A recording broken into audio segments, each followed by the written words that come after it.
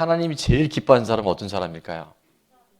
예, 대세는 제목과 매우 밀접한 관절이 있는데 감사가 맞아요. 근데 성경 히브리서 11장 6절에 보면 하나님이 기뻐하시는 사람을 성경은 이렇게 표현합니다. 믿음이 없이는 하나님을 기쁘시게 하지 못하나니. 자, 이 말씀을 약간 우리가 한번 뒤집으면 믿음이 있으면 어떤 사람이 될까요? 하나님이 기뻐하시는 사람이 되어져요. 그러니까 하나님이 제일 기뻐하시는 사람은 오늘 히브리서 11장 6절 상반절에 보면 믿음으로 반응한 사람이에요. 믿음이 있을 때, 하나님을 신뢰할 때 우리 삶에 놀라운 하나님의 일하심이 구체화적으로 또 실제적으로 나타나게 되는 줄을 믿습니다. 자, 그래서 히브리서 10장 6절은 다 같이 한번 읽어보겠습니다. 시작. 믿음이 없이는 하나님을 기쁘시게 하지 못하나니 하나님께 나아가는 자는 반드시 그가 계신 것과 또한 그가 자기를 찾는 자들에게 상 주시는 이심을 믿어야 할지니라. 아멘. 하나님이 계신 것과 하나님을 찾는 자들에게 반드시 상 주시는 이심을 우리가 믿고 살아갈 때 하나님은 우리 안에 지금 우리가 원하는 것보다 더 크고 놀라운 일들을 예비하여 주고 계신 줄로 믿습니다. 그런데 말입니다. 우리가 하나님을 신뢰하고 믿으면서도 하나님에 대해서 기대하는 마음, 하나님께 감사하는 마음이 없다고 한다면 그것은 온전한 믿음, 건강한 믿음이 되기 어려울 수 있어요. 초대 교부였던 성 어거스틴은 이렇게 얘기합니다. 우리가 잘 아는 것처럼 고린도전서 13장 13절은 그런즉 믿음, 소망, 사랑 이 세 가지는 항상 있을진데 이렇게 말씀하고 있는데 어거스틴은 이렇게 얘기합니다. 만약 나에게 믿음, 소망, 사랑 이 세 가지 중에 한 가지를 더하라고 한다면 나는 이것을 서슴지 않고 뭐뭐를 더하겠다라고 했어요. 그게 뭘까요? 감사예요, 감사. 믿음도 있고 소망도 있고 사랑도 있는데 감사가 빠지면 그게 온전한 믿음, 건강한 믿음이 되기 어려울 수 있다는 것을 어거스틴은 발견한 것 같아요. 우리가 정말 하나님 살아계심을 믿고 또 하나님을 신뢰한다면 어떤 상황에서도 우리는 뭐 할 수 있게 된다고요? 감사할 수 있습니다. 데살로니가전서 5장 18절은 이렇게 말씀하죠. 범사에 감사하라. 범사에 감사하라. 이것이 그리스도 예수 안에서 너희를 향하신 하나님의 뭐라고 말씀하세요? 뜻이다 이렇게 말씀하세요. 뜻은 직설법적으로는 명령이에요. 이거는 해도 되고 안 되는 것이 아니라 명령이라고 말씀하시고 또 하나는 어떤 의미가 있냐면 하나님의 소원이라는 뜻이 있어요. 하나님이 그거를 우리에게 그렇게 원하고 계세요. 또 하나는 우리가 며칠 전 영상으로도 봤지만 거기에 창조의 이유, 창조의 목적이 모든 일에 감사하는 거예요. 우리가 감사로 예배를 드리고 감사로 제사를 드릴 때 하나님을 영화롭게 한다 그랬어요. 그래서 하나님은 그 행위를 이해되지 않은 상황 속에서도 하나님을 인정하고 감사할 때 구원을 보여주신다. 회복을 허락해 주신다라고 우리에게 명확히 약속해 주고 계세요. 감옥에 있는 사도 바울이 골로새 성도들을 향해서 오늘 편지를 보내는데 거기에 감사가 넘치는 삶에 대해서 아주 구체적으로 짧은 두 구절 안에 잘 설명하고 있어요. 자, 우리가 어떻게 하면 감사가 넘치는 삶이 될 수 있을지 첫 번째입니다.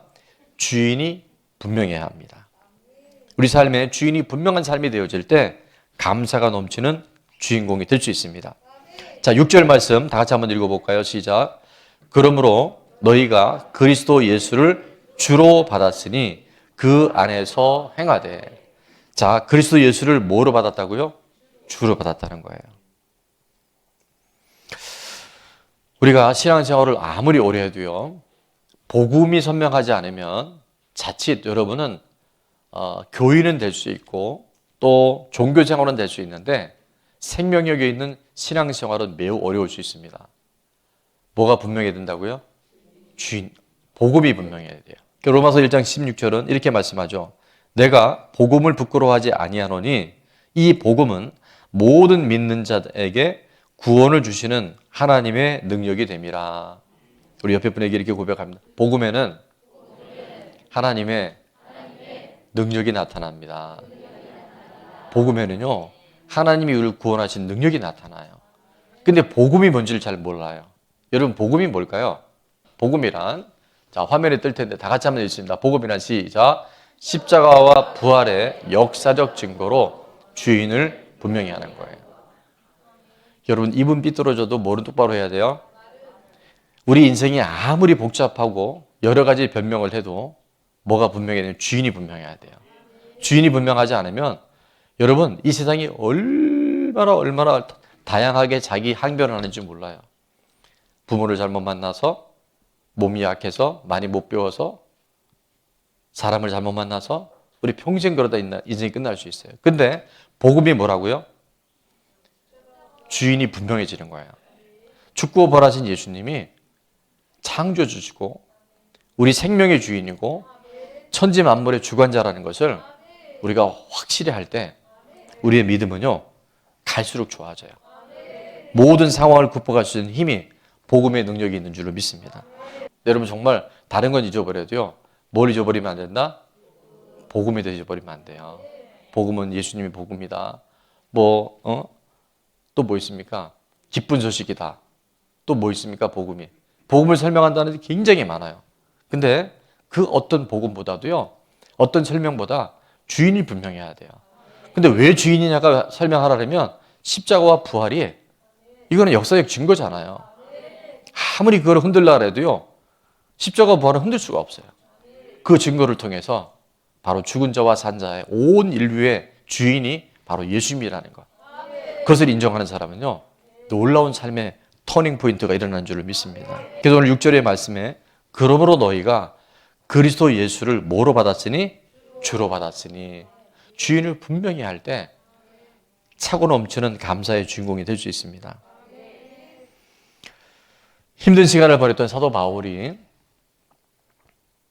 누가 보더라도 참 이해할 수 없는 환경 가운데 있던 사도 바울이 수많은 환경에 부침이 있었던 그가 빌립보서 4장 13절은 그렇게 고백하죠. 우리 한번 다 같이 읽어볼까요? 시작. 내게 능력 주시는 자 안에서 내가 모든 것을 할 수 있느니라. 아멘. 풍부에 처할 줄도 알고 비천에 처할 줄도 알고 배부름과 배고픔과 정말 굉장히 많은 우여곡절을 겪었던 사도 바울인데 그가 딱 하나 정확하게 선포하는 게 있어요. 누구 안에서? 내게 능력 주시는, 내 삶의 주인 되시는 예수 그리스도 안에서 나는 어떤 환경과 어떤 사람도 다 극복할 수 있는 믿음의 사람이 될 수 있다라고 그는 선포하고 있습니다. 매 순간순간마다 주인이 분명한 복음의 주인공들이 되어져서 감사가 차고 넘치는 저와 여러분 될 수 있기를 축원합니다. 자, 두 번째, 감사가 넘치는 삶이 될 수 있다는요, 예수 그리스도 안에 깊이 뿌리를 내리는 삶이 되어야 됩니다. 오늘 7절 상반절에 보니까 그 안에 뿌리를 박으며 세움을 받아 교훈을 받은 대로 믿음에 굳게 서서, 그 안에 뿌리를 박으며 세움을 받아 교훈을 받은 대로 믿음에 굳게 서라라고 말씀하세요. 여러 차례 반복해서 말씀드립니다. 여러분, 복음이 선명하고 주인이 분명하다 그래서 우리의 삶에 문제가 없는 게 아니에요. 고난과 시련이 없는 게 아니에요. 봄에 씨앗을 뿌렸다 그래서 가을에 시간만 지나면 저절로 열매를 맺을까요? 예, 그런 법은 없죠. 반드시 뭐가 있어요? 시련이 있고 과정이 있고 또 예기치 않은 여러 가지 어려움들이 있을 수 있어요. 이것을 잘 극복해야 돼요. 여러분, 봄에 씨를 뿌린 이후에 가을에 거들뛰기까지 어떤 여러 가지 어려움들이 있을까요? 뭐가 있을까요? 예, 비도 오고 바람도 불고, 예, 비가 너무 안 올 수 있어요. 그 가뭄이라 그래, 맞아요. 정말 대단해. 또 병충해도 생길 수 있고 굉장히 많은 여러 가지 시련이 있다니까요. 가을에 열매를 하나 거두는데도요, 이걸 다 이겨내야 돼요. 우리가 복음이 분명하고 주인이 분명하다 그래서 아무런 과정 없이 그냥 되는 게 아니라 반드시 과정이 있어요. 인내의 뿌리를 내릴 때, 믿음의 뿌리를 내릴 때 우리가요, 진짜 복음의 사람으로 모든 일에 하나님께 영광 돌릴 수 있게 됩니다. 하나님의 마음에 딱 맞았던 다윗은 하나님이 그를 보자마자 이는 내 마음에 합한 자다라고 얘기를 했잖아요. 다윗은 하나님에 대해서 이렇게 고백을 합니다. 시편 23편 1절에 여호와는 나의 목자시니 내게 부족함이 없으리로다. 여러분, 이게 얼마나 아름다운 믿음의 고백이에요. 여호와가 나의 목자가 되시고 나는 양이 되니까 내 삶에는 부족함이 없다고 고백을 했는데, 그러면 시편의 모든 23편의 내용이 쉴 만한 물가, 푸른 초장 이렇게 가야 되는데 그렇지 않은 걸 우리를 발견합니다. 시편 23편 4절은 어떻게 기록이 되어 있어요? 여호와가 나의 목자니까 부족함이 없다라고 분명히 고백했는데, 그럼에도 불구하고 뭐가 있어요? 사망의 음침한 골짜기를 다닐 수 있다는 거예요. 비록 내가 사망의 음침한 골짜기를 다닐지라도 해를 두려워하지 않을 것은 주께서 나와 함께 하시기 때문에. 여러분, 그 시간에 뿌리를 내리는 거예요. 나 혼자 가는 인생인 줄 알았는데 정말 주님이 살아계시네, 하나님이 나를 도와주시네, 하나님 내 삶을 이끌어 가시라는 것을 그 사망의 음침한 골짜기 시간을 통해서 그는 경험하고 고백하고 간증하게 되는 줄로 믿습니다. 그리고 그렇게 고백하죠. 주의 지팡이와 막대기가 나를 안전하게 보호하심이라. 복음이 분명하고 주인이 분명하다 해서 문제가 없는 것이 아니라 여러 가지 시련과 문제가 온다 할지라도 우리 안에 그 뿌리를 든든히 내므로 말미암아 어떤 상황도 극복할 수 있는, 어떤 환경도 이겨낼 수 있는 하나님의 사람으로 우리를 무장시켜 가신 줄로 믿습니다. 로렌 커닝햄 목사님이 쓴 책 중에 벼랑 끝에 서는 용기라는 책이 있는데요. 독수리가 훈련되어지는, 어미 독수리가 새끼 독수리를 훈련시킬 때 어떻게 훈련시키는 데 대한 설명이 잘 나와 있어요. 우리 성경 신명기 32장에도 보면 이 독수리가 새끼 독수리를 훈련시킬 때 어떻게 하는지를 자세히 설명하고 있는데 이렇습니다. 11절에 보니까 마치 독수리가 자기의 보금자리를 어지럽게 하며 자기의 새끼 위에 너풀거리며. 자, 어느 정도 둥지에 있던 새끼 독수리가 이제 자라나면 어떻게 하는지 아시죠? 어미 독수리가 둥지를 흔들어서 확 떨어뜨려 버려요. 새끼 독수리 입장에서는요, 어미가 둥지를 흩어버리면 어떻게 됩니까? 죽을 것 같죠. 막 발버둥을 칩니다. 안간힘을 쳐요. 근데 어미 독수리는 실수 없이 정확하게 그 날개로 딱 업어서 올려요. 자, 자기의 새끼 위에 너풀거리며 그의 날개를 펴서 어떻게 한다고요? 새끼를 받는다 그랬어요. 그리고 그 날개 위에 그것을 업어요. 그리고 올려놨다가 또 떨어뜨립니다. 그러면 이 새끼 독수리 입장에서 어떻게 했어요? 이 엄마가 정말 보자 하니 내가 한 번까지는 이해를 했는데, 근데 그 과정에서요, 새끼 독수리는 막 날개를 쳐요. 그리고 뭐가 생긴지 아세요? 날개에 근육이 생깁니다. 그리고 비로소 창공을 날아볼 수 있는 새 중의 왕이 되어지는 독수리로 성장하게 되는 줄을 믿습니다. 12절 말씀해 보니까 여호와께서 홀로 그를 인도하셨고 그와 함께한 다른 신이 없었도다 말씀하세요. 그 하나님께서 우리를 인도해 주시고 하나님이 우리와 세상 끝날까지 늘 함께 하시는 줄로 믿습니다. 여러분, 뿌리를 내리지 않으면 우리가 모든 상황에 정말 우리 인생에 믿음의 뿌리를 내리지 않으면요, 우리 믿음이요 잠깐 있다가 흔들려 버릴 수 있어요. 자, 뿌리를 내린다고 하는 것은 다른 말로 하면 뭐냐 하면 공동체가 매우 중요합니다. 이 교회 공동체 안에 우리가 함께 머물고 함께 뿌리를 내릴 때 하늘 공동체, 생명 공동체로 우리가 성장하게 되는 줄로 믿습니다. 문제가 크면, 고난이 크면 사명의 크기도 큰 줄로 믿습니다. 고난의 깊이가 사명의 높이를 결정해요. 문제가 크면요, 우리한테 주신 하나님의 사명이 크다는 것을 우리는 빨리 알아챌 필요가 있어요. 요한복음 15장 5절에 보면 이렇게 말씀합니다. 우리 다 같이 한번 읽어볼까요? 시작. 나는 포도나무요 너희는 가지라. 그가 내 안에 내가 그 안에 거하면 사람이 열매를 많이 맺나니 나를 떠나서는 너희가 아무것도 할 수 없음이라. 아멘. 포도나무에 열매가 맺으려면요, 그 가지가 어디에 붙어 있어야 돼요? 나무에 붙어 있어야 돼요. 교회 공동체 안에 지체들이 붙어 있을 때 건강해져요. 뿌리를 내려야 돼요. 좋은 나무는 좋은 열매를 맺잖아요. 근데 좋은 열매를 맺기 위해서는 반드시 뭐 해야 된다고요? 뿌리가 든든히 내려야 돼요. 자, 마지막으로 우리 감사가 넘치는 삶은 뭐냐면 말 그대로 계속해서 감사하는 거예요. 오늘 7절 하반절에 보니까 그 안에 뿌리를 박으며 세움을 받아 교훈을 받은 대로 믿음에 굳게 서서 뭐가 넘치게 하라고요? 감사함을 넘치게 하라 말씀하고 있어요. 여러분, 넘치게 한다는 것은 이례적인 사건이 아니에요. 자, 이 컵에 지금 물이 담겨 있는데 이 물이 넘치려면 어떻게 됩니까?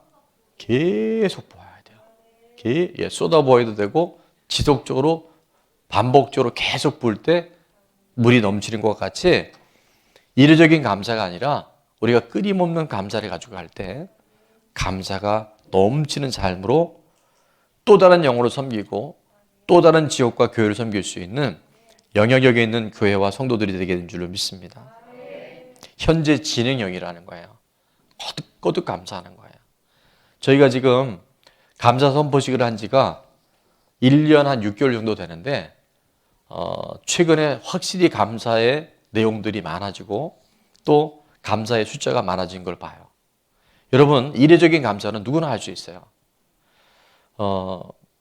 지금 여성 지도자로서 가장 세계적인 영향을 끼치고 있는 이름은 들어보셨을 거예요. 오프라 윈프리. 미혼모로 태어나서 할머니가 이제 그를 양육했는데 성장 과정에 삼촌으로부터 성폭행을 당하고 그것이 너무 가혹하게 힘들어서 14살에 가출을 합니다. 그리고 또 미혼모로 아이를 낳는데 그 아이가 2주 만에 사망해서 그 충격으로 술과 마약으로 완전히 망가진 인생을 살았던 오프라 윈프리 들어보셨을 거예요. 의붓 아버지가 이제 그에게 뭘 얘기하냐면 매일 성경을 쓰라고 말해주고 또 하나 감사 노트를 기록해 보라고 얘기해 줍니다. 가장 처절했던 오프라 윈프리가 매일 감사 노트를 썼는데 40년 동안 쓴 감사 노트가 그의 삶을 변화시켰다라고 그런 이야기예요. 지금은 오프라 윈프리쇼 지금은 이제 끝났어요. 이 프로가 132개국에 1억 4천만 명의 시청자들이 이 프로를 봤다고 하고요. 제가 찾아보니까 지난해 오프라 윈프리의 재산이 얼마냐 하면 한 얼마쯤 됐으면 좋겠어요? 3조 3천억 원이랍니다. 그러니까 올해는 더 늘어날 수도 있고 뭐 그건 잘 모르겠어요. 자, 이게 중요한 게 아니라 가장 밑바닥 삶에서 가장 존경받고 인정받는 여성 지도자 1위로 뽑힐 이 비결이 뭐냐 하면 바로 꾸준한 감사에 있었다는 거예요. 감사에도 근육이 있어요. 감사에도 근력이 있어요. 감사의 근육이 더 강하면 아무리 영적 공격이 있어도요, 우리는 그것을 그 감사의 근육으로 극복하게 될 줄로 믿습니다. 날씨는 태양이 아니라 구름에 의해서 결정이 된다. 그런 얘기가 있어요. 여러분, 아무리 날씨가 비가 오고 또 구름이 꽉 껴 있어도요, 태양은 한 번도 뜨지 않은 적이 없어요. 그죠? 지금 먹구름이 꽉 껴 있어도요, 태양은 항상 뜬다니까요.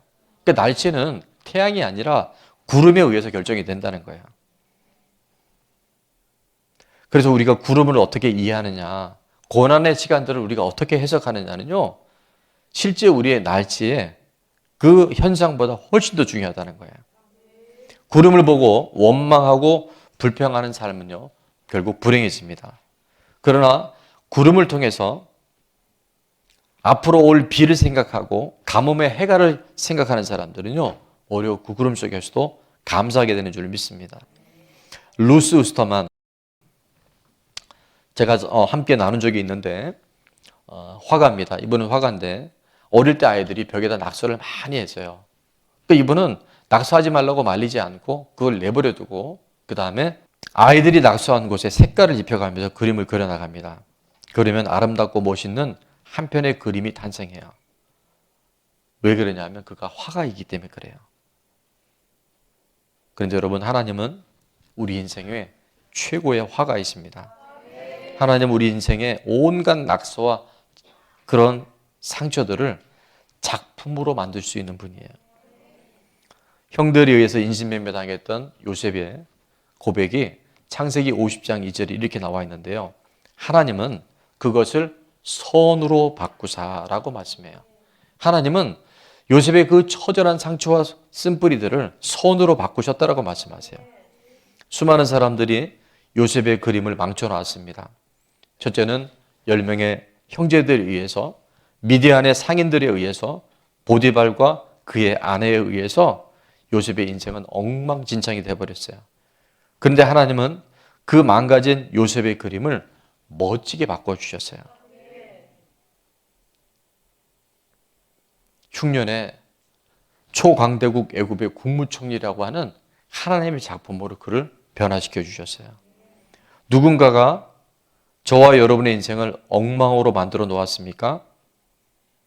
이제부터 그 인생을 엉망으로 만든 사람들을 원망하기보다는, 또 지금 내게 없는 것에 집착하기보다는 낙서투성이인 우리 인생, 상처로 얼룩진 우리 인생을 멋진 작품으로 만드실 수 있는 하나님을 신뢰하고 하나님께 감사하는 삶을 살았으면 좋겠어요. 하나님의 놀라운 구원의 역사가 반드시 일어납니다. 요셉이 그랬고요. 다니엘이 그랬고요. 아들이 없어서 한 맺혔던 한나가 그랬고요. 부모로부터 인정받지 못했고 장인어른으로부터 버림받았던 다윗이요. 그 망가진 인생의 그림 위에 하나님의 놀라운 작품의 전환이 일어났습니다. 그것은 성경의 어떤 한 인물로 끝나는 것이 아니라 저도 그래야겠고 여러분도 그런 삶을 살 수 있기를 축원합니다. 자, 감사가 넘치는 삶 오늘 요약을 합니다. 첫 번째, 주인이 분명해야 됩니다. 두 번째, 예수 그리스도 안에 깊이 뿌리를 내려야 합니다. 세 번째, 이례적인 감사가 아니라 계속된 감사의 삶을 살아야 됩니다. 자, 적용 질문 1, 한번 다 같이 읽어볼까요? 시작. 국위 50일을 통해 주신 감사는 무엇입니까? 세 가지 이상 기록하고 나누기. 그러고 보니까 국위 50일에 참석 안 한 사람들은 나눌 게 없겠네요. 관계없습니다. 국위 51일 동안 참석을 못했더라도 그 기간에 주신 최근 감사를 여러분이 꼭 한번 기록하고 나눠보세요. 두 번째, 오늘 말씀에 감사가 넘치는 삶을 위해서 내가 꼭 실천하고 적용해야 할 것은 무엇입니까? 아까 말씀드린 것처럼 나는 주인이 정말 분명한 건지, 내가 뿌리를 내리고 있는지, 아니면 감사를 간헐적으로 하고 있는 건 아닌지, 꾸준한 감사를 여러분이 실천할 때 정말 하나님이 사도 바울과 또 다윗과 다니엘과 요셉의 삶을, 그렇게 망가진 낙서 같은 인생을 아름다운 작품으로 변화시켜 준 것처럼 그런 놀라운 변화의 주인공이 반드시 되게 될 줄로 믿습니다.